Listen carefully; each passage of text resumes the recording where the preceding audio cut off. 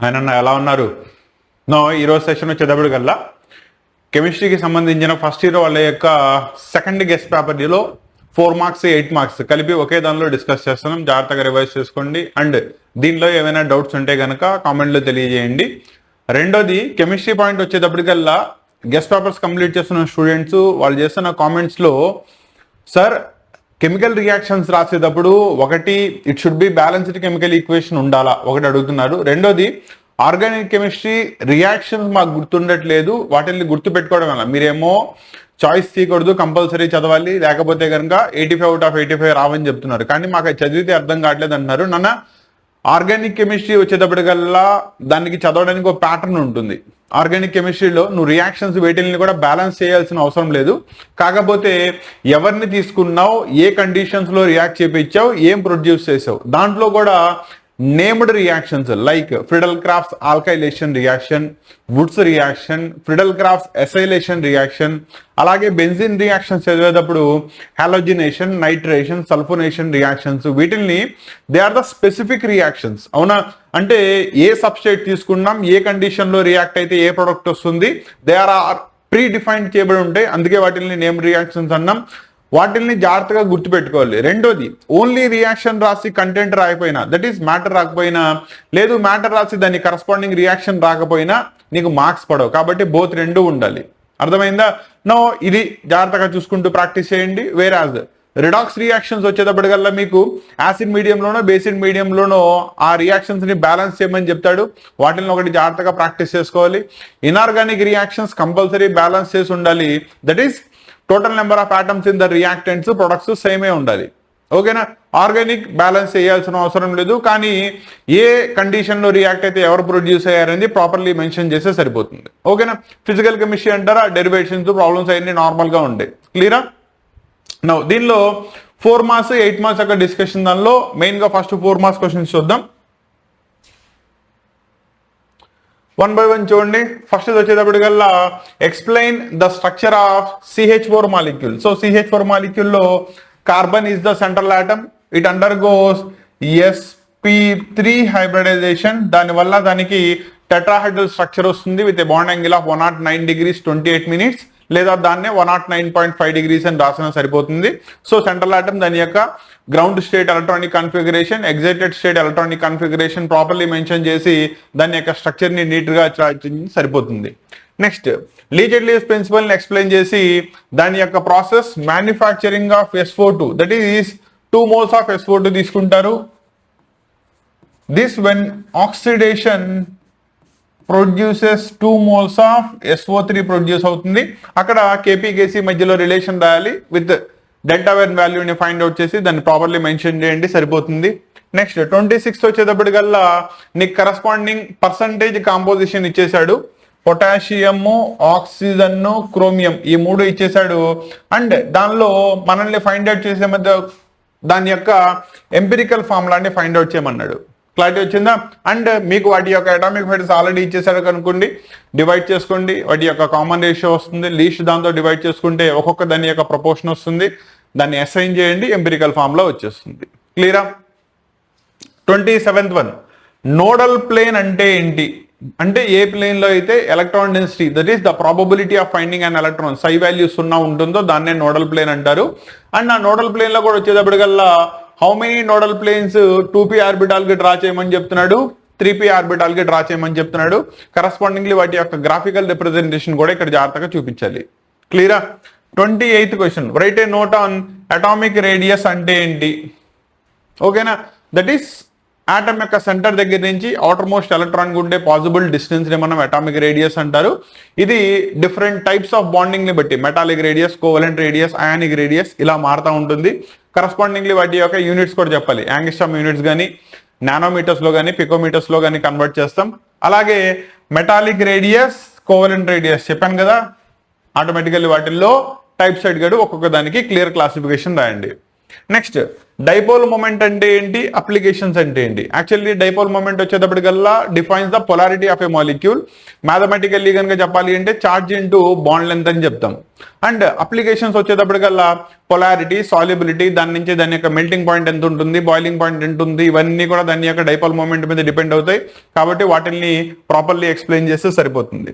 30th question, explain the concept of Bronsted-Lowry acids and bases.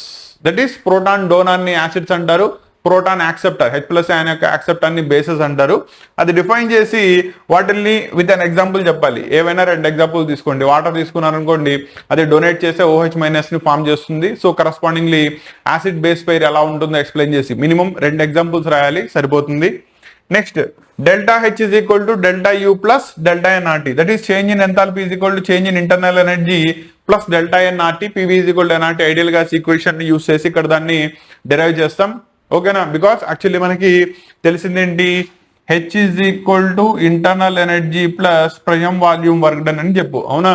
వీటిల్లో మనం 2 conditions, that is enthalpy ఒక step నుంచి రెండో స్టెప్ కి, ఒక స్టేట్ నుంచి రెండో స్టేట్ కి మారుతున్నప్పుడు H1 ఒకటి H2 ఒకటి కనుక అనుకున్నట్టయితే overall delta H is equal to H2 minus H1 is equal to UT minus U1. Pressure constant కనుక తీసుకున్నట్టయితే V2 minus V1. ఇక్కడ ఇనర్ట్ గ్యాస్ ఈక్వేషన్ యూస్ చేసి దాన్ని డెల్టా nRT కన్వర్ట్ చేయండి, సరిపోతుంది. క్లారిటీ వచ్చిందా? ఇంకా లాస్ట్ క్వశ్చన్, ఓపెన్ సిస్టమ్ అంటే ఏంటి, క్లోజ్డ్ సిస్టమ్ అంటే ఏంటి, ఐసోలేటెడ్ సిస్టమ్ అంటే ఏంటి. అంటే ఒక సిస్టమ్ సరౌండింగ్స్ తో మాస్ ఎనర్జీలో వేటిల్ని ఇంటర్చేంజ్ చేసుకుంటుంది అనే దాన్ని బేస్ చేసుకుని వీటి క్లాసిఫికేషన్ చేస్తాం. బోత్ మాస్ ఎనర్జీ 2 అయిందనుకోండి, దాన్ని ఓపెన్ సిస్టమ్ అంటారు. ఓన్లీ మాస్ అవ్వలేదు, ఎనర్జీ మాత్రమే అయింది, క్లోజ్డ్ సిస్టమ్. ఎనర్జీ మాస్ రెండింటిని కూడా ఇంటర్చేంజ్ చేసుకోవట్లా, then it is nothing but an isolated system. With an example దాన్ని ఎక్స్ప్లెయిన్ చేస్తే సరిపోతుంది. క్లారిటీ వచ్చిందా?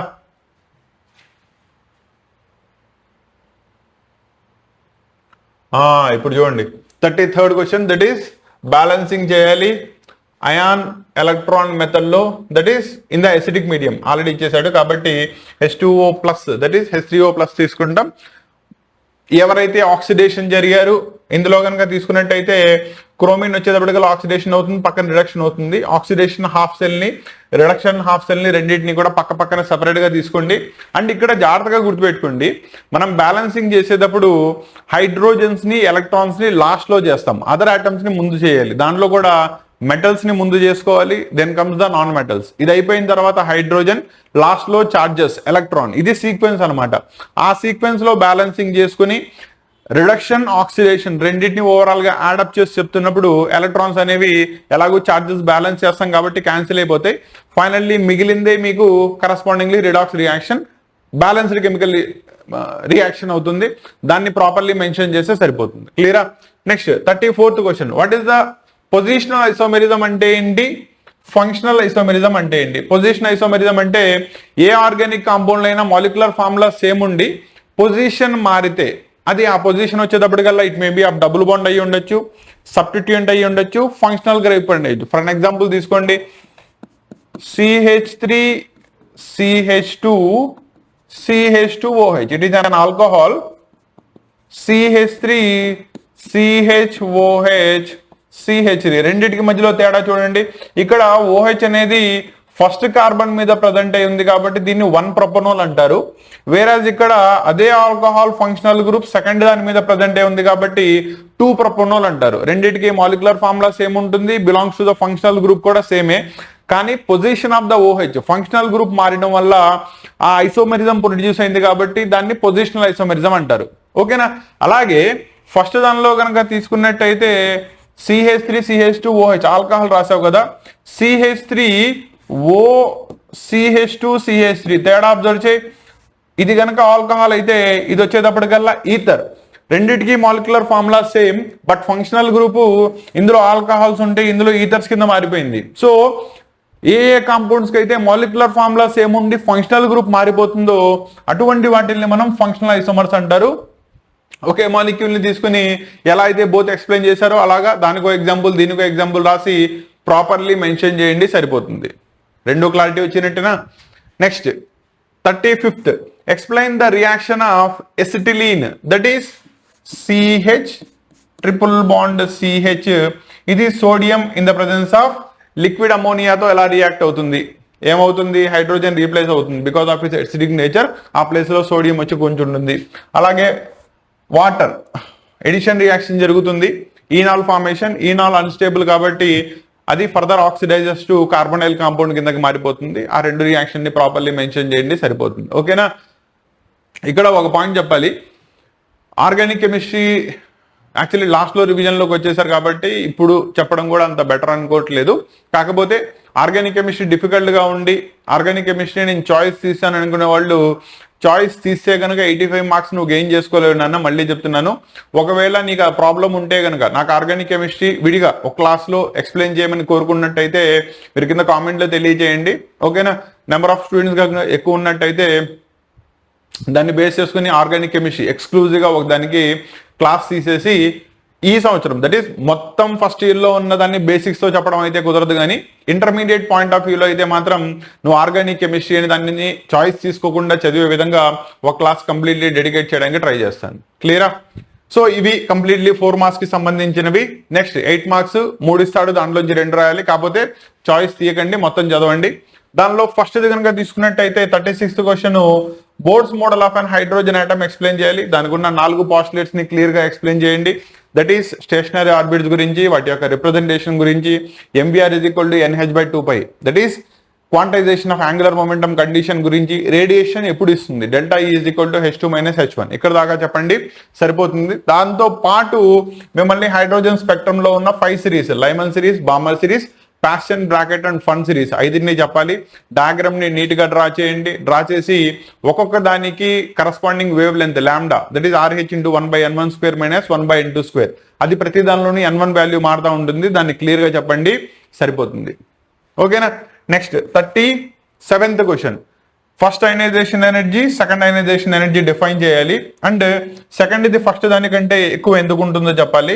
దాంతోపాటు అయనైజేషన్ ఎనర్జీ అనేది ఏ ఫ్యాక్టర్స్ మీద డిపెండ్ అవుతుందో ఎక్స్ప్లెయిన్ చేయమంటున్నాడు. యాక్చువల్లీ న్యూట్రల్ గ్యాసియస్ ఆటమ్ నుంచి అవుటర్ మోషన్ లో ఉన్న ఒక ఎలక్ట్రాన్ ని కంప్లీట్లీ తీసుకెళ్ళడానికి ఎంతైతే అమౌంట్ ఆఫ్ ఎనర్జీ మనం స్పెండ్ చేస్తామో, ఎందుకంటే దాన్ని తీయాలి అంటే మధ్యలో ఆ ఎలక్ట్రాన్ కి న్యూక్లియస్ కు మధ్యలో ఉండే బాండ్ ని బ్రేక్ చేయాలిగా. ఆ బాండ్ ని బ్రేక్ చేయాలంటే సర్టెన్ అమౌంట్ ఆఫ్ ఎనర్జీని ఇవ్వాలి, అవునా. కాబట్టి ఆ అమౌంట్ ఆఫ్ ఎనర్జీని మనం ఫస్ట్ అయనైజేషన్ ఎనర్జీ అంటారు. ఎప్పుడైతే ఒక ఎలక్ట్రాన్ ని నువ్వు రిమూవ్ చేసావో రిమైనింగ్ ఎలక్ట్రాన్స్ మీద, అవునా, ఇంతకుముందు 10 ఎలక్ట్రాన్స్ ఉన్నాయనుకోండి, ఇప్పుడు 9 ఉన్నాయి, కానీ న్యూక్లియర్ ఛార్జ్ అదే ఉందిగా. సో ఇది ఏం చేస్తుంది, మిగిలిన 9 ఎలక్ట్రాన్స్ ని బాగా గట్టిగా క్యాప్చర్ చేసి పట్టుకుంటుంది. సో ఇంత ముందుతో కంపేర్ చేసుకుంటే ఈసారి ఎలక్ట్రాన్స్ ని నువ్వు రిమూవ్ చేయాలంటే ఇంకా ఎక్కువ ఎనర్జీని స్పెండ్ చేయాలి. కాబట్టి ఆటోమేటికల్లీ ఫస్ట్ దాంతో కంపేర్ చేసుకుంటే సెకండ్ దాని యొక్క అయనైజేషన్ ఎనర్జీ ఎక్కువ ఉంటుంది. రెండోది సెకండ్ కేసులో దాని మీదకి ఛార్జ్ వస్తుంది, యూని పాజిటివ్ అయాన్ అవుతుంది, అవునా. సో ఆ యూని పాజిటివ్ అయాన్ దగ్గర నుంచి తీయాలి అంటే you must submit greater amount of energy. Hence second ionization energy ఎప్పుడు కూడా ఫస్ట్ అయనైజేషన్ ఎనర్జీ కంటే ఎక్కువ, థర్డ్ అయనైజేషన్ ఎనర్జీ సెకండ్ కంటే ఎక్కువ. అండ్ ఈ మధ్యలో అది గనక ఒక ఎలక్ట్రాన్ ని రిమూవ్ చేయడం వల్ల లేదా రెండో ఎలక్ట్రాన్ ని రిమూవ్ చేయడం వల్ల ఇనర్ట్ గ్యాస్ కాన్ఫిగరేషన్ ని కనుక అటైన్ చేస్తే ఇంకా ఎక్కువ, ఎందుకంటే ఆ ఇనర్ట్ గ్యాస్ కాన్ఫిగరేషన్ వల్ల దానికి ఇంకా ఎక్స్ట్రా స్టెబిలిటీ వస్తుంది. కాబట్టి ఇవన్నీ ఫ్యాక్టర్స్, దాన్ని ప్రాపర్లీ మెన్షన్ చేయండి. అండ్ ఇన్ఫ్లుయెన్సింగ్ ఫ్యాక్టర్స్ వచ్చేటప్పటికల్లా అటామిక్ రేడియస్ ఒకటి, న్యూక్లియర్ ఛార్జ్ ఒకటి, షీల్డింగ్ ఎఫెక్ట్ ఒకటి, ఇవన్నీ కూడా ఫ్యాక్టర్స్. వాటిని 1 by 1 ఎక్స్ప్లెయిన్ చేసుకుంటూ వెళ్ళండి, సరిపోతుంది. 8 మార్క్స్ వస్తాయి. క్లియరా. ఇంకా లాస్ట్ వచ్చేటప్పటికల్లా ఆర్గానిక్ కెమిస్ట్రీ నుంచి బెంజిన్ గారి యొక్క రియాక్షన్స్ ఇచ్చేసాడు. సో క్లోరోబెంజిన్ కిందకి మార్చాలి, దట్ ఈస్ హాలోజినేషన్ రియాక్షన్ రాయాలి. B toluene is nothing but methyl benzene, benzene మీదకి మిథైల్ గ్రూప్ రావాలి. ఎప్పుడు వస్తుంది, ఫిడల్ క్రాఫ్ట్స్ ఆల్కైలేషన్ చేస్తే వస్తుంది, కాబట్టి దాన్ని మెన్షన్ చేయాలి. నెక్స్ట్ ఎసిటోఫినోన్ అంటే ఎస్టైల్ గ్రూప్ బెంజిన్ మీదకి రీప్లేస్ అవ్వాలి. అది ఎప్పుడు జరుగుతుంది, ఫిడల్ క్రాఫ్ట్స్ ఎసైలేషన్, అంటే నీకు డైరెక్ట్లీ చెప్పకుండా ఇండైరెక్ట్లీ హాలోజినేషన్ రియాక్షన్ ఒకటి, ఫిడల్ క్రాఫ్ట్స్ ఆల్కైలేషన్ ఒకటి, ఫిడల్ క్రాఫ్ట్స్ ఎసైలేషన్ రియాక్షన్ ఒకటి, ఈ 3 కలిపి నీకు 8 మార్క్స్ దానికి క్వశ్చన్స్ ఇచ్చాడు. జాగ్రత్తగా రివైజ్ చేసుకోండి. క్లియరా. సో దీనికి సంబంధించిన పీడిఎఫ్స్ గనక కావాలి డౌన్లోడ్ అనుకుంటే గనక వాటికి సంబంధించిన లింక్స్ అన్ని కూడా మీకు డిస్క్రిప్షన్ లో క్లియర్ కట్ గా ఇవ్వడం జరిగింది, ఎంపీసీ వాళ్ళకి బైపీసీ వాళ్ళకి విడివిడిగా. కాబట్టి అవసరం ఉన్న స్టూడెంట్స్ వాటిని అక్కడి నుంచి డౌన్లోడ్ చేసుకోండి. లేదు సైమల్టేనియస్ క్లాస్ ఇక్కడి నుంచి వెళ్తాననుకుంటే కనుక ఈ క్లాసెస్ కంటిన్యూ చేసుకోండి. దీనిలో మీకు ఇక్కడతో సెకండ్ గెస్ట్ పేపర్ కి సంబంధించి 8 మార్క్స్ క్వశ్చన్ దాకా కంప్లీట్ చేశాను. ఇక్కడతో మీకు 2 గెస్ట్ పేపర్స్ కంప్లీట్ అయిపోతాయి. ఇంకా ఫైనల్లీ మిగిలింది థర్డ్ గెస్ట్ పేపర్. దాని యొక్క రివిజన్ రేపటి నుంచి స్టార్ట్ అవుతుంది. And most of them Sanskrit కూడా రాస్తున్నామని చెప్తున్నారు. 21st నుంచి మీకు ఎగ్జామ్ స్టార్ట్ అవుతాయి కాబట్టి 20th కంపల్సరీ సాంస్క్రిట్కి ఇవ్వాలి. దీన్ని కంపల్సరీ గుర్తుపెట్టుకోండి. అంటే బై 19th కల్లా నీ రివిజన్ కంప్లీట్ అయిపోవాలి, అవునా? సో 19th కల్లా రిమైనింగ్ కూడా అందేలా మాక్సిమం ట్రై చేస్తాను. క్లియరా? అండ్ వీటికి సంబంధించిన కంప్లీట్ గెస్ట్ పేపర్స్ మీ ఎగ్జామ్స్ టైంలో మేబీ వచ్చే ఛాన్స్ ఉన్నాయి కాబట్టి వాటిని జాగ్రత్తగా రివైజ్ చేసుకోండి.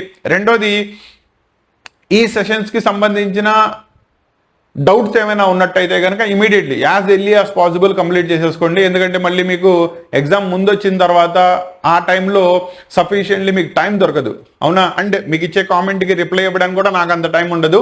కాబట్టి ఈ రెండూ జరగకుండా ఉండాలి. మీ డౌట్స్ అన్ని క్లారిఫై అవ్వాలి అంటే కనుక ముందుగానే మీ డౌట్స్ అన్నిటినీ కంపల్సరీ క్లియర్ కట్ గా క్లారిఫై చేసుకోండి.